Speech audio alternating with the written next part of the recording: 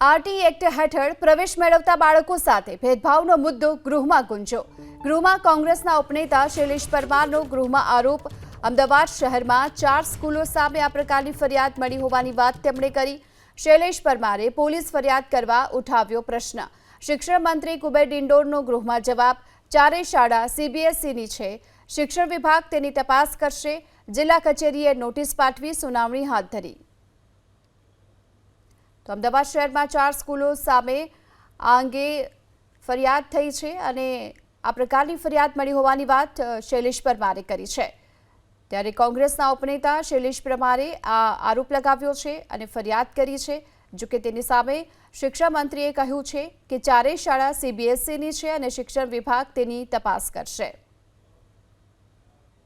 RT act હેઠળ પ્રવેશ મેળવતા બાળકો સાથે ભેદભાવનો મુદ્દો ગૃહમાં ગુંજ્યો। ગૃહમાં કોંગ્રેસના ઉપનેતા શૈલેષ પરમારનો ગૃહમાં આરોપ। અમદાવાદ શહેરમાં 4 સ્કૂલો સામે આ પ્રકારની ફરિયાદ મળી હોવાની વાત તેમણે કરી।